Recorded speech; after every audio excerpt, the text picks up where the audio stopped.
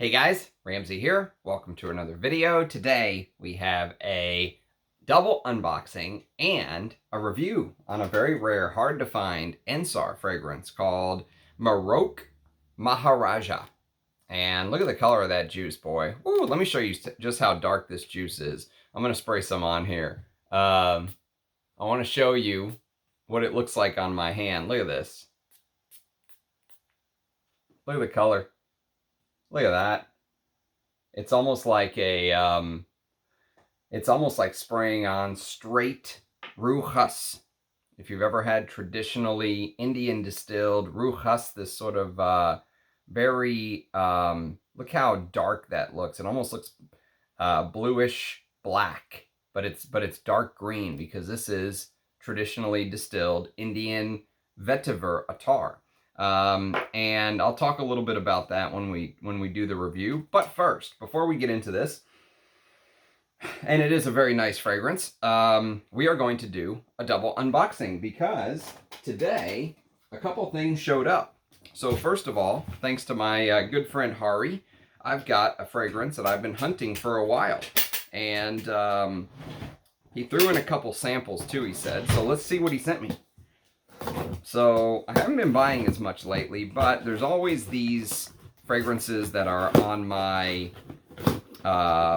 wish list as far as frags that I've been hunting for a while. And this is one of them. So this is Guerlain that I've been after for a while in this packaging, actually. So it worked out perfectly. Let me show you what this one is. So this, I guess I should have had this prepared ahead of time.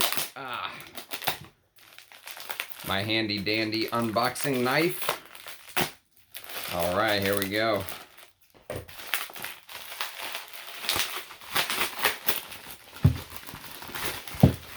So this is Spiritueuse Vanille. And this is probably one of the best vanilla fragrances on the market. Actually, Guerlain in general does some of the best vanilla fragrances, hands down. I mean, no one does vanilla like Guerlain, honestly. Spiritueuse Vanille is sort of the iconic vanilla fragrance, if you will. It came out in, when did it come out? Spiritueuse, can I spell? S-P-I-R-I-T-U, there it is. 2007, this came out.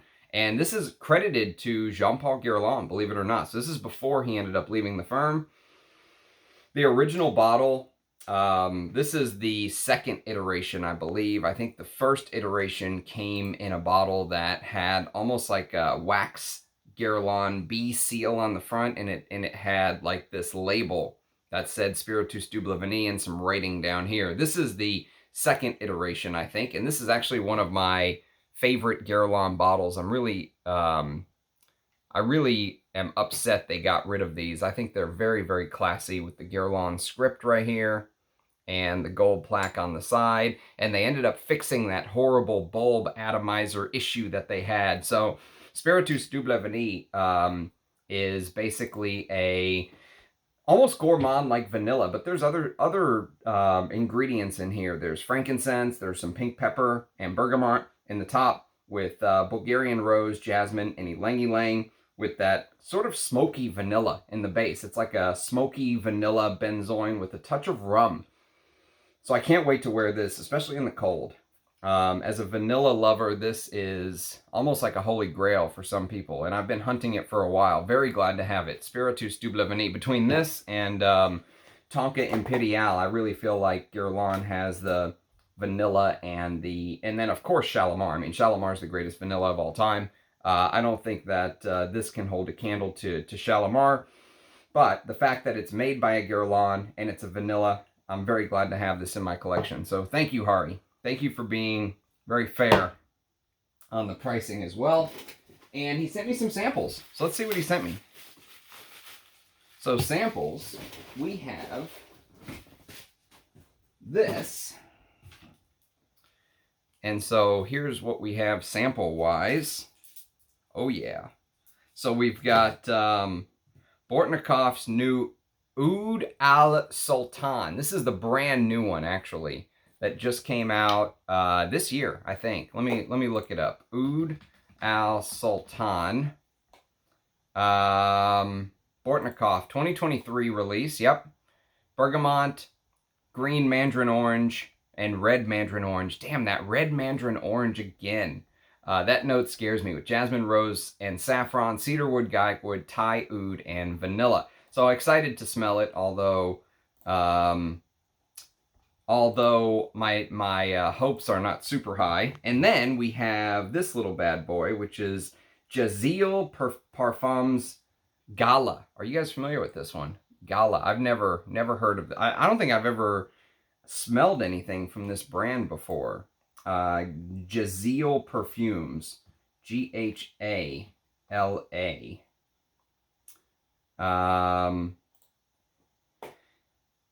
A woody floral, Indian Rose Absolute, Turkish Rose, Indian Oud, Ambergris. It sounds like a fragrance I would like. We'll see how it's executed. Some people compare it to Malik Al Taif. Oh, that's high praise, because that is one of my all-time favorite rose fragrances. And then there is Voyage Orient, another Bortnikoff. Voyage Orient. I think that's another new fragrance. Let's see. Bortnikoff Voyage. La Voyage Oriental from 2023, a fruity, spicy fragrance with bitter orange, grapefruit, tangerine, clove leaf, nutmeg, pink pepper, Siberian deer musk, vanilla, Siam oud, and Sumatra vetiver. That looks promising. And the perfumer there is not Dmitry Bortnikoff, it's Maxim Bortnikoff, his son. So that'll be interesting to smell. And then we have another Jazeel called The Palace. So this is a brand I'll be diving into at some point. Jazeel The Palace. 2021 release. Rose, marshmallow, musk, Thai oud, labdanum, bay leaf, orange blossom, cardamom. Sounds interesting. All right, let me put this on the decant list. And then we've got Rasei Fort Ismi. This is a house that I've never really dived into. I know he owns Fort and Manly, but his own this Rasei Fort house I've never smelled before. And Ismi is a 2023 release. Spicy, fruity, beeswax, patchouli. That sounds like something I might like. Tobacco.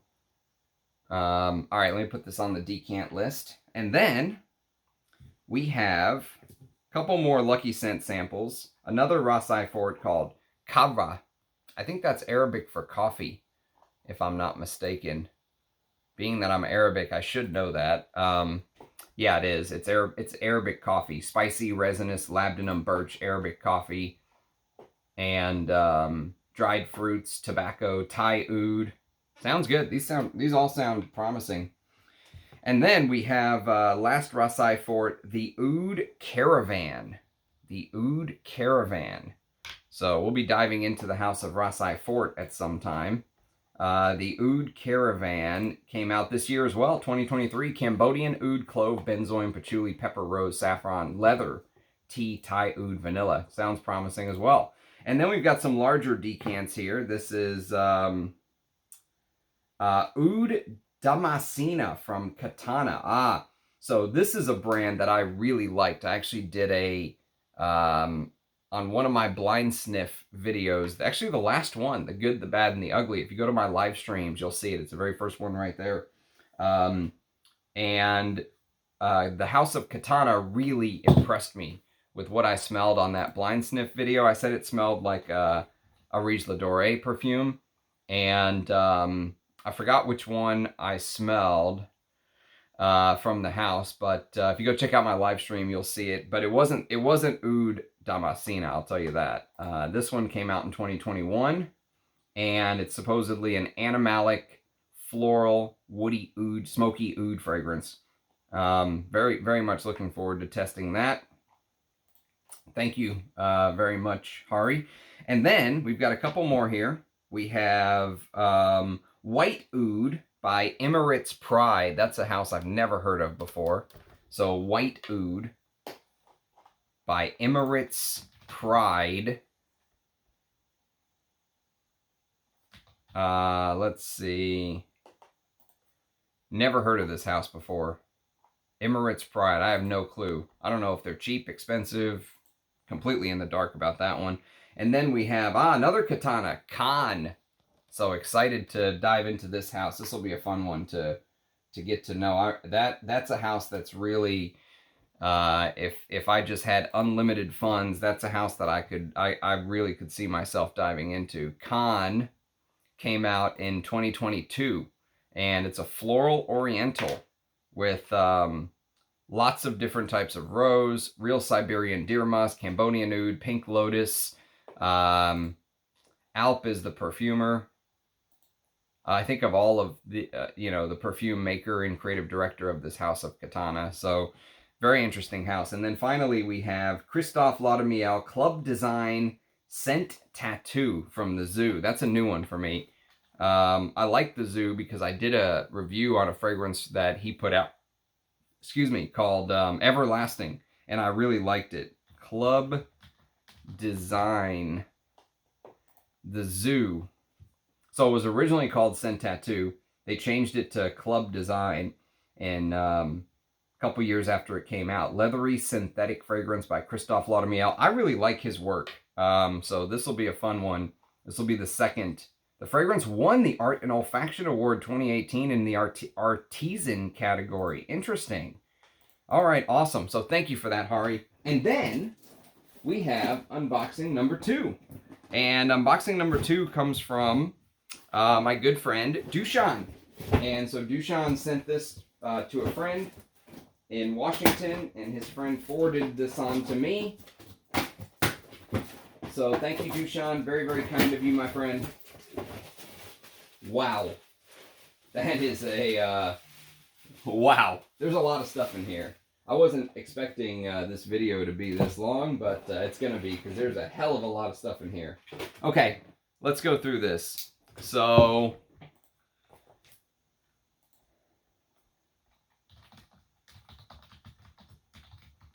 okay, so first of all, it's Christmas for Ramsey. Let's see what he sent me.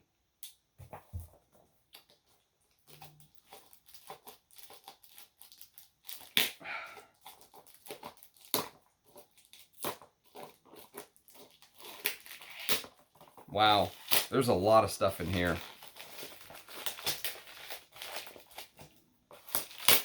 So first of all, we have a Penhaligons. Man, you are too kind, Dushan. So this is,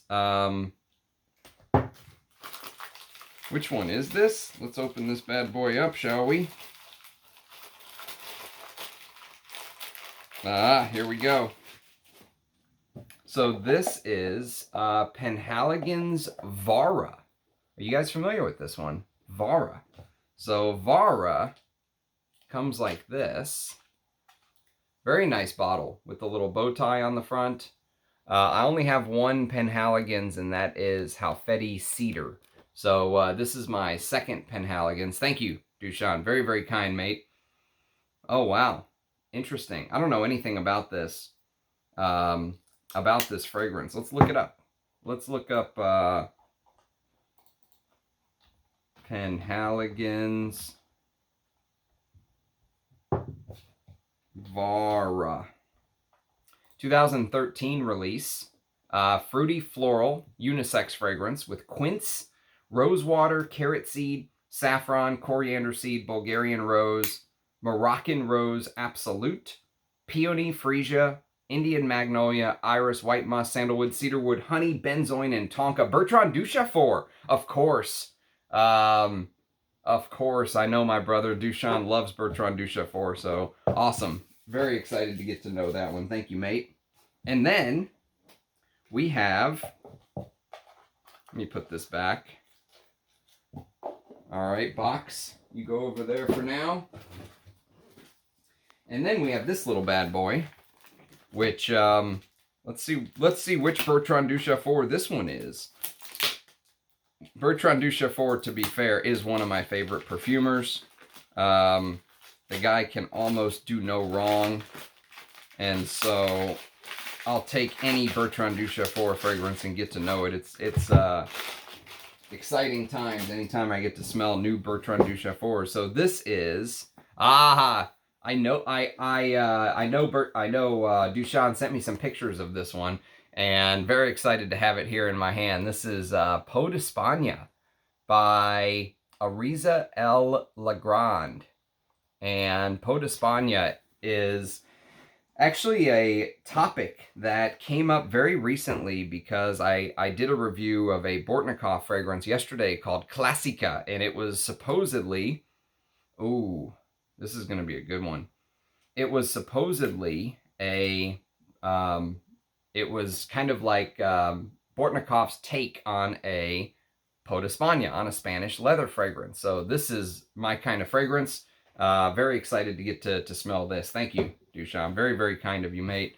I'll make for a hell of a review one day as well. And then, let me just mark these down that I have them in the collection here.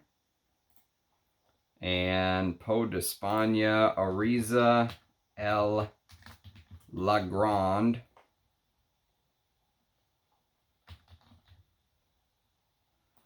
(2022) Peau d'Espagne came out. Spicy, smoky, vervain, rose, bergamot, neroli, carnation, clove, lavender, sandalwood, birch, styrax, and benzoin. Styrax is a big note in Spanish leather fragrances, so I will take that off of the wish list. Thank you very much, my friend. And then we've got this little bad boy, which is Santa Maria Novella. Don't tell me this is what I think it is. One of, yes. Yes. Oh, baby. Come to Papa. It leaked a little bit, but that's okay. Still good. Still a lot of juice in here. This is Peau d'Espagne by Santa Maria Novella. I actually was just doing a video, like I said yesterday, about that Bortnikoff with their Bortnikoff's take on Spanish leather with oud and stuff like that. And I was just mentioning how I would love to get a bottle of this one day because Armando sent me a very generous decant. So this is very generously from Duchan. Thank you very much, my friend. Very excited to have this in the collection, as I know that this is one of the best Spanish leather fragrances ever created. It actually says Peau d'Espagne on the back. Very cool stuff. Awesome. Excited. Very excited. Very, very excited to have this in the collection. I love this stuff. Absolutely love it. So the ram is a blessed ram. And then we have this little bad boy, which is decants of the good old Duchefort. And there are a bunch of them. So we have Les Bains. This is from 1986, Electic. Oh, wow. Let me take these out just because I want to share them with you guys. I'll definitely do some reviews on these one day. But this is Les Bains Guerlain. Sorry about my French. I know every Frenchman's ears from 5 miles away or 50 or 500 miles away are bleeding from that. But yes, let's look this up. I'm not familiar with this one. So this is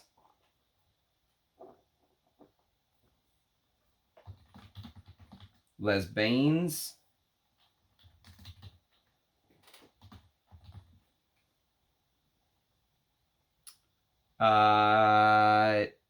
what did I say? It was 1986 Eclectic. 1986. So this is actually a brand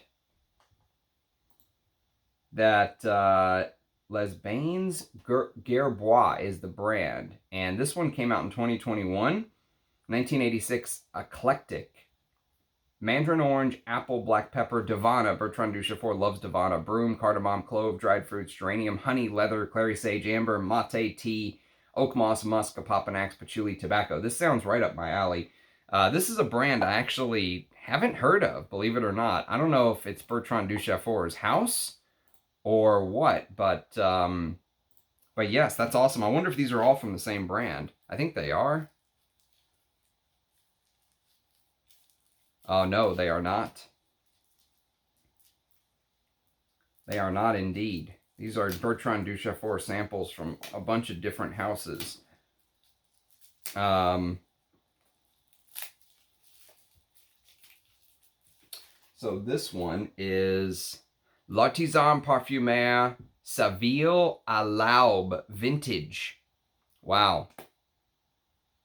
Awesome. I cannot wait to get to know these. Let me mark this down.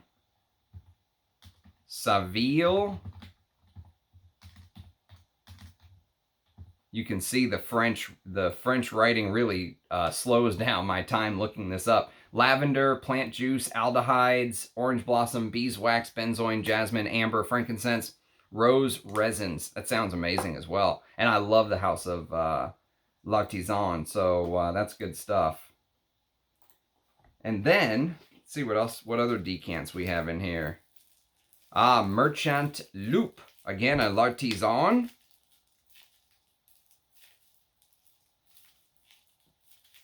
A house that, I don't know how, but somehow they are underrated, even to this day. I think L'Artisan deserves more love.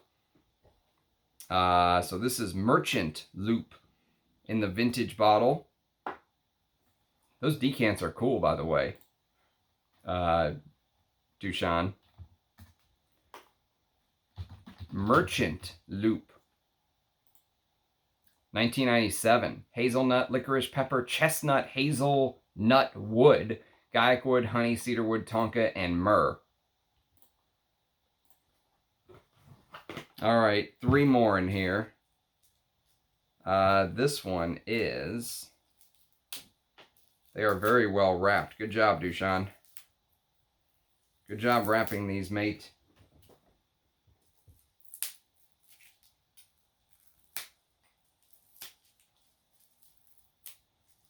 All right, so this one is Astara.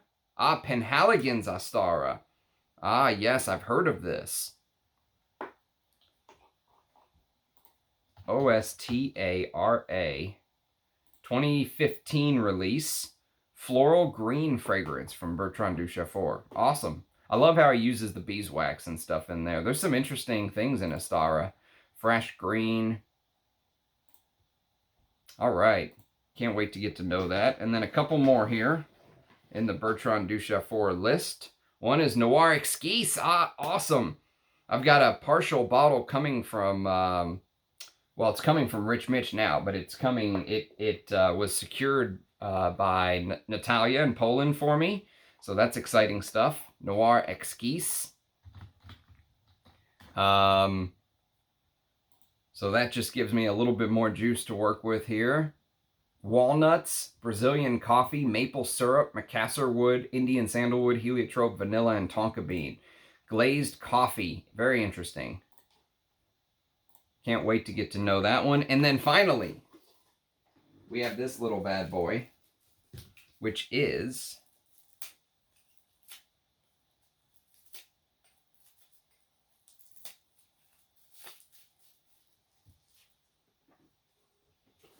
Okay, so this is the Vagabond Prince Swan Princess. Very interesting. I actually have a few very precious drops of the Vagabond Prince. This one right here. Enchanted Forest. So I'll try to get a review out of this before the bottle is completely empty. But yes, I've never smelled the Princess one, so that is absolutely awesome. Thank you. Thank you, Dushan. That is very, very kind. And then, look at this. Even more.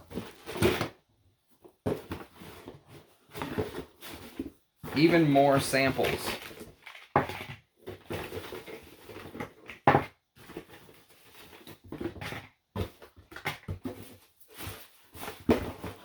I am a happy ram. Let's see what this is.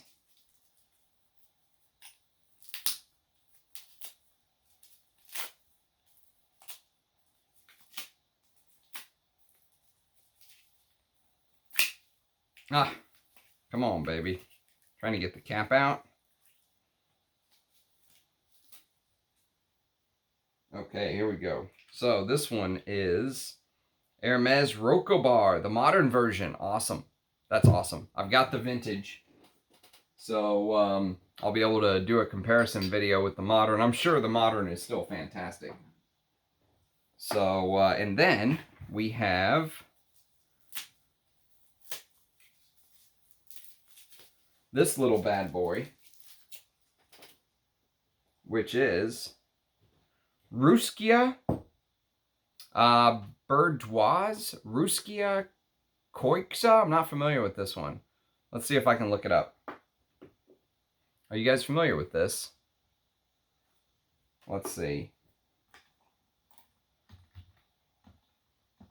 Russkaya,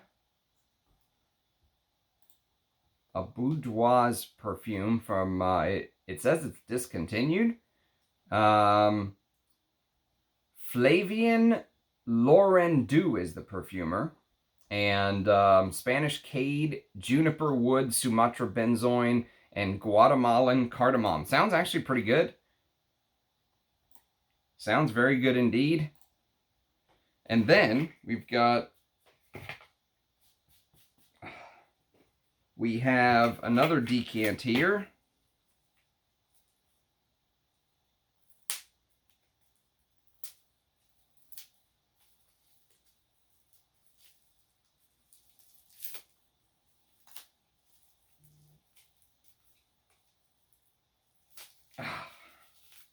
Okay, so this one is Nabeel Maghateer. Never heard of this one either. I know the brand of Nabeel. They own the Spirit of Dubai line. But I have never actually smelled any of their fragrances outside of just the Spirit of Dubai line. I've never smelled the actual Nabeel fragrances themselves. So this should be fun. Definitely should be a fun one to get to know. And then we've got some diptyques. L'Ombre dans l'eau, which I've never smelled. Eau de Parfum. I've got the EDT, so that'll make a hell of a comparison video. And Doso. I think this is Doso. I'm not familiar with it. Oh, Dosan, sorry. Dosan, let me look it up. Let's see what these are.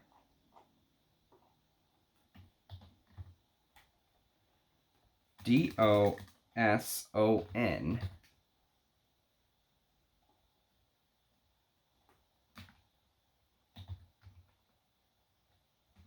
What is this? D-I-P-T-Y.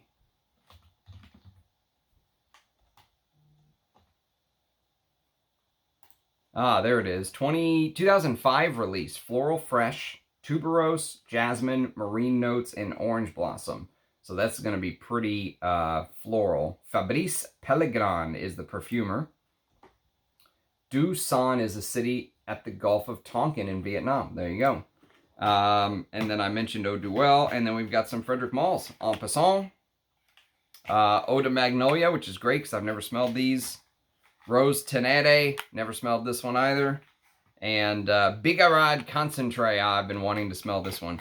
And then Un Rose, which is another one I've never smelled. Dushan knows me well. So thank you, my friend. That is absolutely amazing generosity.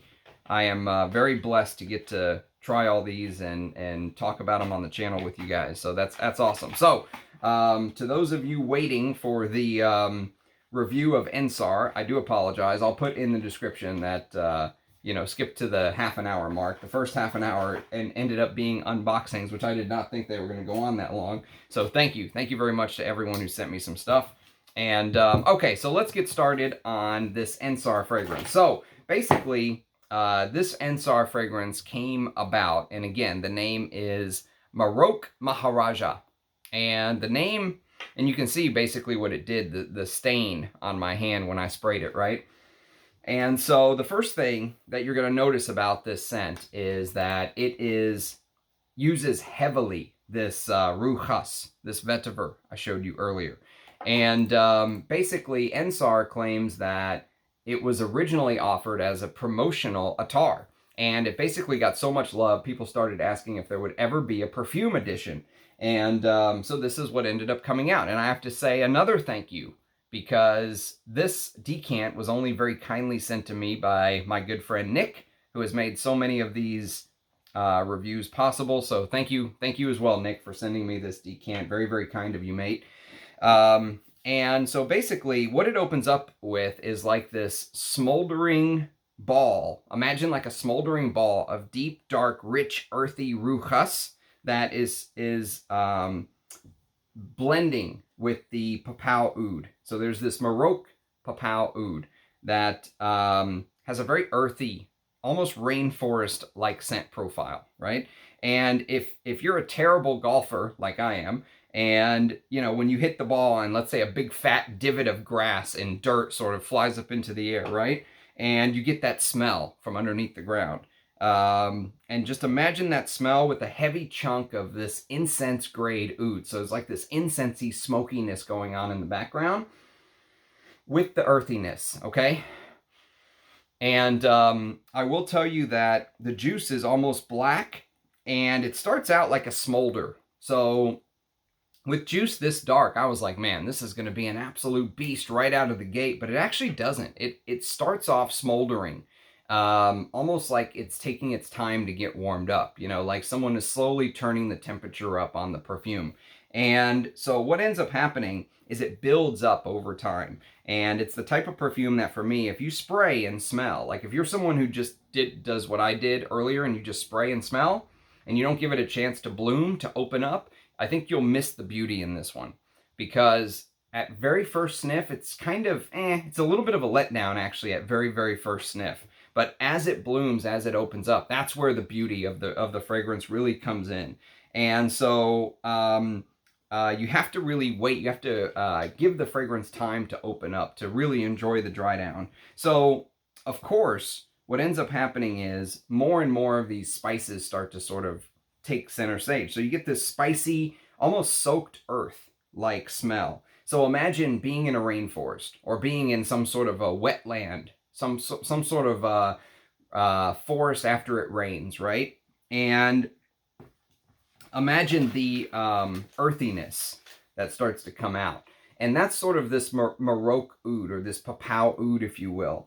There's a bit of this mintiness as well, almost like this eucalyptus mint-like smell when you really start to get, as the fragrance begins to bloom and open up, you'll notice a little bit of this sort of minty green, eucalyptus herbal, coniferous-like smell from the oud.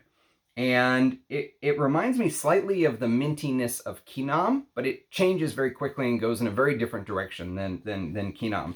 And it almost turns almost like this slightly pine, or imagine like a pine needle or like a leaf, okay? So imagine like a leaf on a tree and a pine needle, and blending them together with this spiced tea, because there is this black tea note in here. There's also the note of Immortelle, which can be called the curry plant. And Immortelle can sometimes give off this dry, hay-like feel. I don't get very much Immortelle. I do get a lot of blue cypress in here. And I think the blue cypress sort of gives off that medicinal green, you know, it blends beautifully with the, you know, eucalyptus or the minty facets of the oud. And one thing that I really didn't get much of in the opening is that fruity fig. So there's a note of fig in the opening mixed with coriander and black pepper. And it really started to hit me around the 45-minute mark. So about 45 minutes in is when I started to get this fig note mixed with apples, okay? And there's no apple note listed, but to my nose, there's almost like this spiced apple accord in the background. And as the fragrance continues to dry, the as the fragrance continues to dry, you start to get this, you start to notice this twang of incense. So, you know, it hits the nose almost in a twang. And I think what that is it's the Ruchas blended with a composition of oud that's very green, very damp, very earthy and smoky. And when you factor all of that together, that's basically the scent profile of the perfume. It acts as a perfect example, to me, of why you never judge a fragrance on first spray. Because if I gave you a rating, if I just sprayed and smelled and said, this is what I think of it, I'd have hated this scent. It wouldn't have been for me. Because it really has to open up. I can't emphasize that enough. I didn't really truly start to enjoy the fragrance until about the 1 hour mark. 45 minutes to an hour is when things really start to bloom and open up for me. And you just cannot judge a book by its cover, or in this case, you just cannot judge a book or a fragrance by first spray. And at the 1 hour mark, the perfume totally comes into its own, as far as I'm concerned. The fragrance has these beautiful contrasts that you start to notice. And what ends up happening is on one side, you have this very humid, almost greenhouse effect of the forest I was mentioning earlier. Imagine like a wet forest, and effects of the oud, okay, mixed with the earthy, greener, almost metallic ruchas, okay? And sort of the dry spiciness of the incense is also swirling around in there somewhere. And then, in the background, you get that weird sort of fig apple thing I was mentioning earlier. And that's deep in the background with the spices is sort of how it smells to me. And it's almost like a baked apple. It's almost like, you know what it's actually like? It's almost like you sliced up the apples to create a pie, and you mixed them with cinnamon and all the other stuff, the sugar you're going to put it, have in your mixture, but they haven't actually been baked in the pie yet. You're just smelling this sort of spiced apple with fig in the background. And, but always keep in mind that spiciness is in the background. What is front and center, pure front and center, hands down with this fragrance, is this sort of herbal, cool, rainforesty, green, earthy goodness. That's just the way to describe the fragrance to me. And it takes this medicinal herbal green vibe, which the blue cypress amps up. Okay, so the oud itself has a little bit of that going for it. The blue cypress amps it up. And so it takes that medicinal herbal green vibe, and imagine making it extra earthy by combining this extremely high quality vetiver note. And I think this is sort of one of the stars of the show to me. Yes, there is Tonkin musk in here. Yes, there's a little bit of tobacco, but to me, and there's oak moss, of course, for that texture. But to me, I think the Ruchas is really one of the stars of the show here. Very quality, high quality vetiver note. And it's basically, Ruchas is basically like this distilled wild vetiver roots is what it is. And they distill them in the traditional Indian attar style. And it gives it that very deep, almost intoxicating blue-green-black look. And that actually comes from the copper pot distillation. It doesn't come from the from the rhizomes of the vetiver oil itself. It actually comes from the copper pot distillation, which can add this sort of metallic bit to it. So whenever you smell this and you get this almost like nutty, grassy, like twang in your nose, that is the Ruchas. This is a very good fragrance. I really enjoy this fragrance. I like it, but it's not my favorite Ensar or anything like that. I would say, even though it does bloom into its own, it comes into its own. I like the little bit of musk, the Tonkin musk that you get in the base. I like the touches of tobacco. I like that earthy green profile that's going on. The way that Ensar describes it is, he says, oak moss and tobacco veneered with Tonkin musk, Ruchas, and obviously vintage Maroke oud, hints of coriander and pepper spiced up with clove, make it a cocktail of Maroke's zest. Is it Maroke or Maroke?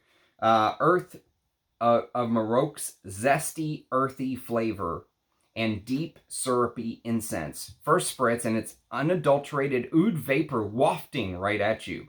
You'll think you're the incense, a scent so oody it's like your own wrist is the charcoal with a fat chunk of papau oozing out its goodness. I don't know about all that, but I think there's a lot more going on than just oud in this composition. It says Maroke Maharaja was first offered as a promotional attar. It got so much love that people started asking if there will ever be a perfume edition made. When I said we'd have to have a minimum number of orders in order to tackle such a composition, members on our Facebook group pulled together and quickly made it a reality. Quality Maroke oud is one of a kind, stands out like a giant among other ouds for its instantly recognizable petrichor, earthy incense-infused scent of forest rain and early morning air after the rain. I thought it was too hardcore perfume. See, I don't agree with this. I thought it was too hardcore perfume, that the Tonkin musk grains brewed in oud would be too strong for most folks. Turns out it's exactly that tropical dive into the heart of the Papuan rainforest that made everyone fall in love with it. I don't think it's too hardcore of a perfume. In fact, I think it has Ensar's usual sort of understated bit of quality to it. You know, very many of Ensar's fragrances have this very wearable feature to them, even though they have very high quality ouds and stuff like that. I find his fragrances very wearable. There's very few of them that are just so challenging I can't wear them or anything like that. This falls into this category. I could wear this to work. I mean, I could wear this pretty much anywhere. It's July and I'm wearing this as my scent of the day, mostly to do the video for you guys. But you know, I don't think it's out of place at all. And you know, but it's one of those fragrances where I like it, I enjoy it. I'm very glad I got to test it, but I wouldn't say that this is going to be an Ensar fragrance that I'm going to try to hunt down a full bottle of or anything like that. But definitely enjoyed getting to know it and chatting with you guys about it on the channel. And again, it wouldn't be possible without my good friend Nick. So thank you again, Nick, for being so generous with the decant. More than enough juice for me to get to know and wear it and enjoy it, live in it, and chat with you guys. So if you've had a chance to smell Maroke Maharaja, do let me know. Let me know what your thoughts are. Leave a comment below. Let me know which ones of the very generous, you know, bottles and samples that Dushan sent to me, and also Hari, you're most interested in hearing about on the channel. So cheers, guys. Thanks for watching, and I'll catch you next time. Bye-bye.